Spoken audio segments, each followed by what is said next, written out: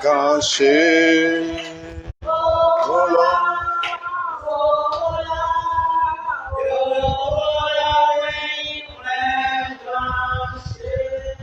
Amen. Prions. Seigneur notre Dieu et notre Père, nous te bénissons et te rendons grâce. Il est écrit que l'homme ne vivra pas de pain seulement, mais de toute parole qui sortira de ta bouche. Et ce midi, nous croyons que tu as des paroles pour nous édifier, des paroles pour nous, Seigneur, pour que l'œuvre que tu as commencée en nous, tu puisses la rendre parfaite. Instruis-nous par ta parole. Donne-nous des oreilles pour entendre et des cœurs pour comprendre. Que ta parole fasse du bien à nos âmes. À toi la gloire, l'honneur et la louange. Au nom de Jésus, nous avons prié. Amen. Alors, je vais nous parler ce midi sur la vérité divine sur la prospérité. Un thème bien connu de nous les chrétiens, dont on parle souvent. Mais quelle est la vérité divine sur la prospérité? Nous lisons Genèse chapitre 26. Genèse 26, versets 22 à 23.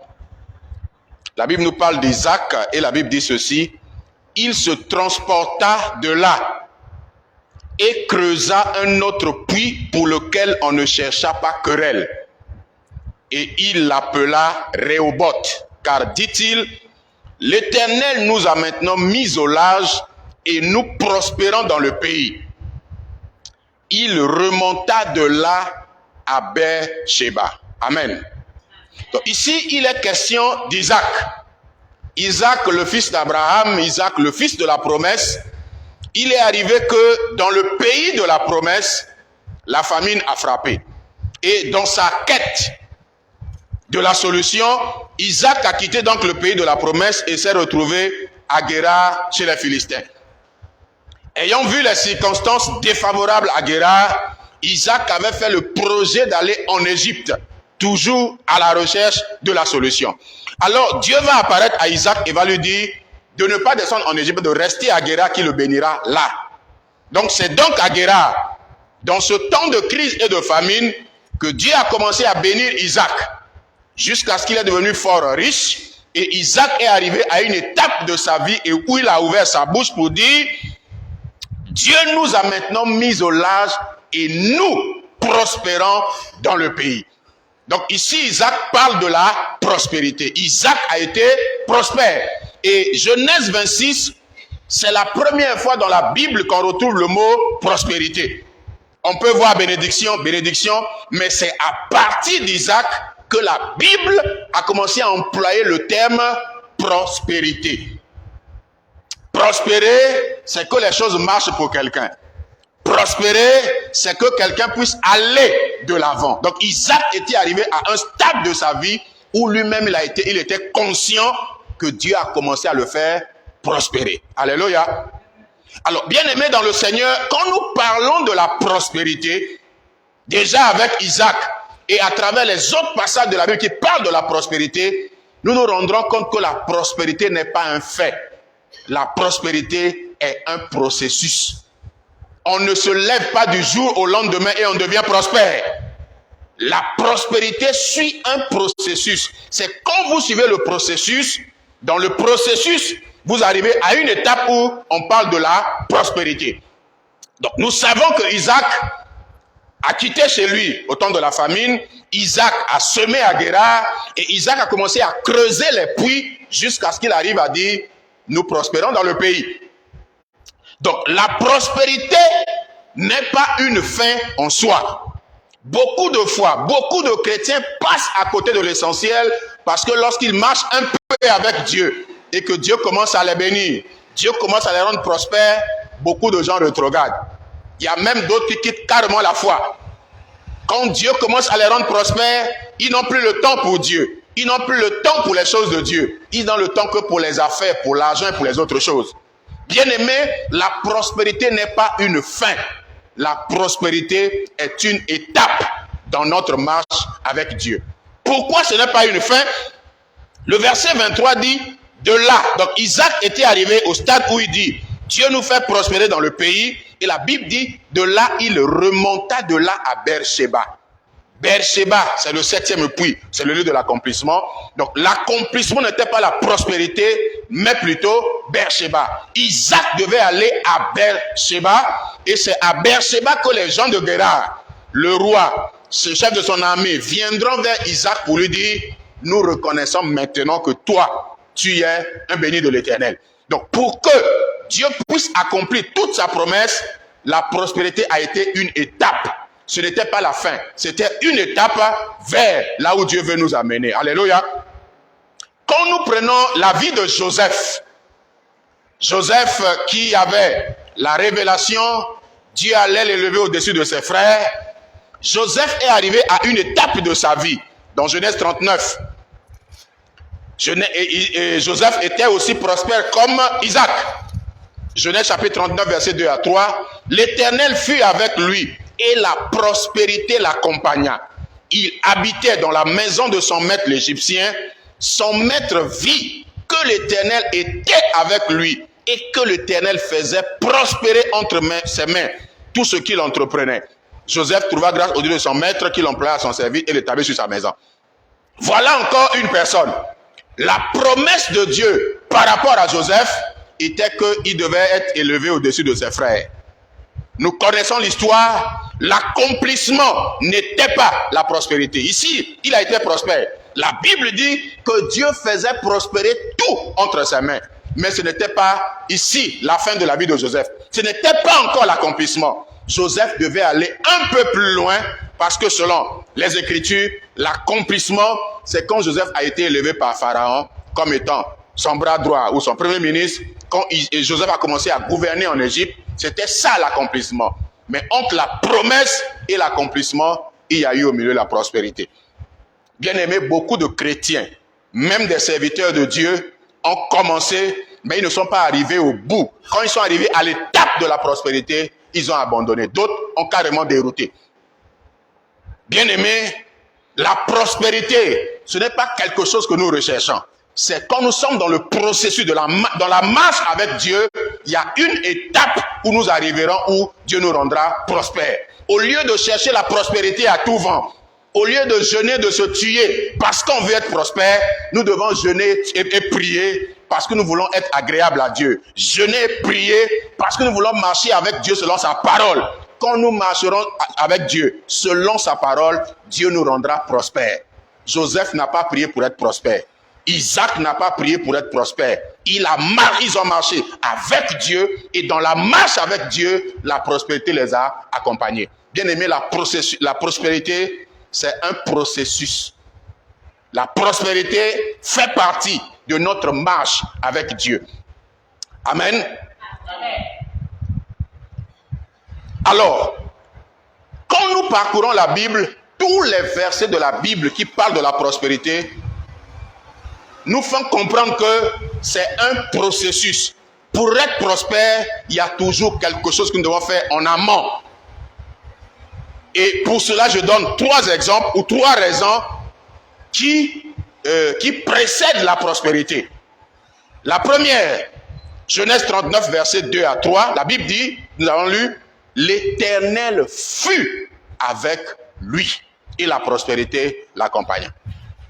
Bien-aimés, pour être prospère, nous devons être avec Dieu. Dieu doit être avec nous. Pour être prospère, nous devons marcher devant Dieu. Joseph n'a rien demandé à Dieu. Il était dans le processus normal. Il a été obéissant. Il a marché avec Dieu. Il a fait ce que Dieu lui a demandé de faire. Et la Bible dit que Dieu était avec lui et la prospérité l'a accompagné. Bien-aimé, est-ce que tu es toujours avec Dieu?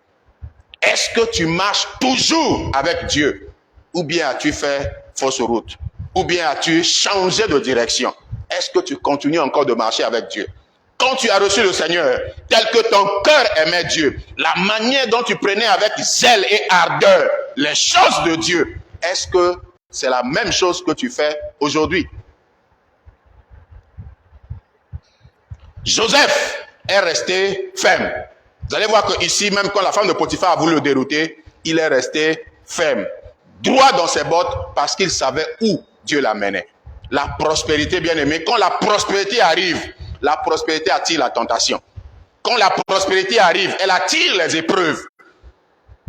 Le but de Dieu à travers la prospérité, ce n'est pas pour que nous puissions nous arrêter et dire « je suis arrivé ». Non, c'est pour que nous continuions à marcher. C'est la preuve que Dieu est avec nous. C'est la preuve que nous adorons le Dieu vivant. C'est la preuve que nous sommes sur le bon chemin. Et étant sur le bon chemin, nous ne devons pas nous arrêter à la prospérité, mais nous devons continuer et aller plus loin. Beaucoup de gens ont été pieux, craignaient Dieu, marchaient avec Dieu. Le jour où l'argent est tombé entre leurs mains, leur conduite a changé. Leur façon de faire a changé. Pour d'autres, même leur manière de parler a changé. Pour d'autres, même encore, ils ont commencé à, dans les choses de Dieu, ils ont commencé à raisonner. Quand l'argent est arrivé, quand la prospérité est arrivée, la prospérité a révélé le caractère, le vrai caractère ou la vraie nature de beaucoup d'hommes et de beaucoup de chrétiens. La prospérité n'est pas une fin, c'est une étape. Si nous sommes prospères, ce n'est pas que nous sommes déjà arrivés. Si nous sommes prospères, c'est parce que nous sommes meilleurs par rapport aux autres. Si Dieu nous rend prospères, c'est la grâce, c'est la preuve que Dieu est avec nous et veut nous amener quelque part. Que la prospérité ne soit pas pour nous une fin, que la prospérité ne nous pousse pas à renier Dieu ou à abandonner Dieu. Que la prospérité ne nous amène pas à nous dire oui, Dieu, mais Dieu sait. Parce que certains, quand ils sont comme ça, ils commencent à raisonner. Comme un frère qui craignait Dieu, qui avait des problèmes, pour qui on priait. Priez pour moi, on a prié, quand Dieu l'a béni, il allait voir son pasteur pour dire, pasteur, s'il vous plaît, permettez-moi de prendre une deuxième femme. Le pasteur dit, comment? Il dit, non, ma femme, depuis qu'elle a accouché, elle est devenue vilaine. Permettez-moi, pasteur, de prendre une deuxième femme. Pourquoi? Parce qu'il a commencé à avoir de l'argent. Quand il n'avait pas l'argent, il n'avait jamais pensé à ça. Quand il n'avait pas l'argent, il était obéissant. Il priait Dieu. Mais quand l'argent est venu, bien-aimés, ne recherchons pas la prospérité, mais recherchons le Dieu de la prospérité. C'est Dieu qui rend prospère. Le chrétien ne court pas derrière la prospérité. Le chrétien sert Dieu. Le chrétien adore Dieu et Dieu le rend prospère. Dieu était avec Joseph. Il servait Dieu. Il craignait Dieu. Il marchait avec Dieu. Il n'a pas prié pour dire, Dieu rends-moi prospère. Dans sa marche avec Dieu, la Bible dit, la prospérité l'a accompagné. Là où Joseph mettait les pieds, la prospérité l'accompagnait. Tout ce que ses mains touchaient, Dieu faisait prospérer. Au point où Potiphar l'a vu, a remarqué, a constaté que ce Joseph avait quelque chose de plus que les autres n'avaient pas. Il a établi sur toute sa maison. Parce qu'il a vu Dieu faire prospérer toutes choses entre ses mains. Dieu était avec lui et la prospérité l'accompagnait. Bien-aimés, nous devons marcher avec Dieu pour que la prospérité nous accompagne. Amen. Deuxième chose, Ésaïe 3, verset 10. Dieu dit à Ésaïe de dire à une catégorie de gens qui seront prospères. Ésaïe chapitre 3, le verset 10. Dieu dit, dites que le juste prospérera, car il jouira du fruit de ses œuvres. Bien-aimé, la prospérité, c'est aussi l'œuvre de la justice. Si nous marchons dans la justice, si nous sommes justes, Dieu dit, c'est un ordre, il dit à Ésaïe, dites que le juste prospérera. Si nous sommes justes, la prospérité nous accompagnera. Bien-aimés, nous devons rechercher la justice. Nous devons, notre foi, la Bible dit que la foi produit. La foi sont les œuvres est morte. Notre foi, le juste vivra par la foi. Nous avons été justifiés par la foi, mais ici la Bible est claire que le juste prospérera. Pourquoi? Parce qu'il jouira du fruit de ses œuvres. Qu'est-ce que ta foi a produit comme œuvre? Ce sont les œuvres de ta foi qui te rendra prospère. Bien-aimé, que notre foi produise des œuvres. Ne soyons pas des justes par la bouche. Ne soyons pas les justes en théorie, mais soyons les justes de manière pratique. Que le monde voie les œuvres de notre justice. Jésus a dit à une catégorie de gens, si votre justice ne dépasse pas celle des scribes et des pharisiens, vous ne verrez pas le royaume de Dieu. Bien-aimé, Dieu attend de nous une certaine justice. Et c'est en étant juste que nous allons prospérer. Dieu est clair, le juste prospérera. Dites que le juste prospérera. Amen. Troisième chose, 3 Jean 2, verset très connu de tous. Bien-aimés, je souhaite que tu prospères à tous égards et sois en bonne santé comme prospère l'état de ton âme. Dans ce verset, Jean s'adressait à Gaius et vous allez voir que ce verset, c'est une comparaison. La prospérité à tous égards, il dit, bien-aimé, je souhaite que tu prospères à tous égards et sois en bonne santé comme prospère l'état de ton âme. Il y a eu la prospérité de l'âme que Jean a remarqué chez Gaius. C'est pourquoi Jean dit, puisque ton âme prospère, à tous égards, tu dois aussi prospérer. Tu dois aussi prospérer. Bien-aimé, si notre âme prospère, la prospérité de l'âme amènera à coup sûr la prospérité matérielle, la prospérité physique, que notre âme prospère. Comment l'âme de Gaius prospérait? Alors, quand nous continuons 3 Jean 2, nous allons dans la suite. Jean révèle ce que Gaius faisait. Gaius était un homme qui manifestait de l'amour envers les frères. Gaius était un homme qui pourvoyait aux besoins des saints, aux besoins des frères, même des frères étrangers qui se retrouvaient dans sa circonscription. Gaius prenait soin de sortir de sa poche de l'argent pour leur donner afin qu'ils aillent, ils voyagent avec. Donc Gaius était un homme qui faisait du bien et Jean appelle ça prospérité de l'âme. La Bible dit que l'âme bienfaisante sera rassasiée et celui qui arrose sera arrosé. Bien-aimés, si nous faisons du bien, si nous manifestons de l'amour envers les autres, nous serons prospères. Si nous appliquons le commandement de Jésus, Jésus dit, le plus grand commandement est que tu aimeras Dieu, l'Éternel ton Dieu, de tout ton cœur, ton âme, ta force, ta pensée, et tu aimeras ton prochain comme toi-même. Si nous aimons notre prochain comme nous-mêmes, nous serons prospères. C'est une vérité. Si nous aimons notre prochain, si nous appliquons la parole de Dieu qui nous invite à aimer notre prochain, à faire du bien à nos ennemis, si nous le faisons, nous serons prospères. Gaius avait son âme prospère et Jean a eu d'autres choses à dire que Gaius soit prospère à tous égards et que Gaius soit en bonne santé. Cette parole de Jean n'était pas adressée à une église, pas à des chrétiens, mais était adressée à un individu par rapport à un certain caractère qu'il a manifesté. Voulons être prospères à tous égards, soyons comme Gaius, un homme qui manifeste de l'amour. Amen.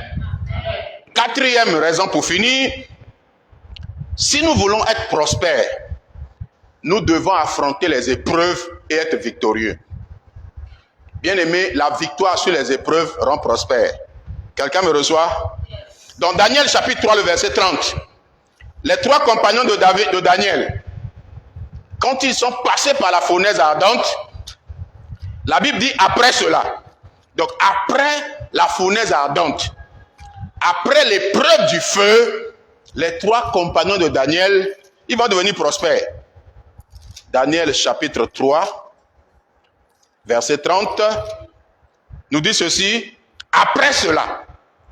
De quoi parle-t-on? La fournaise ardente. Après l'épreuve de la fournaise, on dit, après cela, le roi fit prospérer Shadrach, Meshach et Abed-Nego dans la province de Babylone. L'épreuve de leur foi, ils ont été éprouvés, ils ont été jetés dans la fournaise ardente.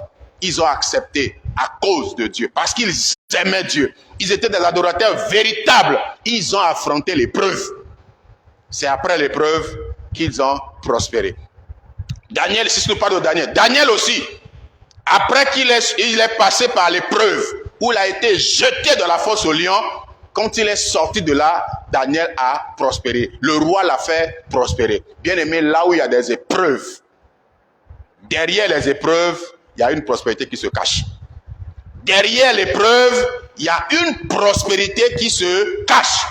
Quand nous lisons 2 Chroniques 20, le roi Josaphat et son peuple étaient éprouvés.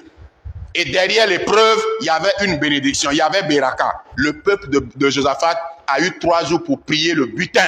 Et la Bible dit que pendant 3 jours, ils ne purent tout prendre. Ils prient donc le butin qu'ils amènent dans la vallée de Beraka ou la vallée de bénédiction. Dieu a fait prospérer ce peuple-là en 3 jours. Pourquoi? Parce qu'ils ont affronté l'épreuve. Beaucoup de chrétiens fuient les épreuves. Beaucoup de chrétiens n'aiment pas les épreuves. Les chrétiens aiment la bénédiction. Ils aiment l'exaucement. Mais les chrétiens n'aiment pas les épreuves. Il y a la bénédiction, l'épreuve, c'est la préparation pour la bénédiction. Lisez bien la Bible, c'est là où il y a eu épreuve, là où il y a eu problème que Dieu a agi. Sans problème, Dieu ne fait rien. Mais quand il y a problème, quand il y a difficulté, c'est là que Dieu se révèle. C'est là que Dieu révèle sa vraie nature. Dieu révèle sa vraie personnalité. Bien-aimés, acceptons les épreuves. L'épreuve de notre foi est précieuse comme l'or. L'or a besoin de passer par le feu pour que l'or puisse scintiller, pour que l'or puisse briller. Notre vie en tant que chrétien, notre foi en tant que chrétien a aussi besoin de passer par les épreuves, par le feu, afin que nous puissions briller. Derrière l'épreuve, il y a la prospérité. Donc, la vérité divine sur la prospérité est que, 1, la prospérité est un processus. 2, il y a une responsabilité de l'homme par rapport à la prospérité. Dieu ne nous rend pas prospères au hasard. La prospérité ne tombe pas du ciel comme ça, beau sur des gens. Non, la prospérité est un processus. Nous avons une part à faire. Nous devons marcher avec Dieu. C'est dans la marche avec Dieu que la prospérité viendra d'elle-même. C'est dans la marche avec Dieu que Dieu nous rendra prospères. Et la prospérité, ce n'est pas une fin. La prospérité est une étape de notre marche avec Dieu. La fin, avec Isaac, c'est Beersheba. Beersheba, c'est le lieu de l'accomplissement. Mais la prospérité n'était qu'une étape sur le chemin de l'accomplissement. Que Dieu bénisse sa parole et qu'il nous bénisse au nom de Jésus. Amen. Levons-nous, nous allons prier. Et commencer à remercier le Seigneur pour cette parole que tu as entendue. La vérité divine sur la prospérité. Dieu est le Dieu de la prospérité. Élevons la voix. Remercions le Seigneur au nom de Jésus.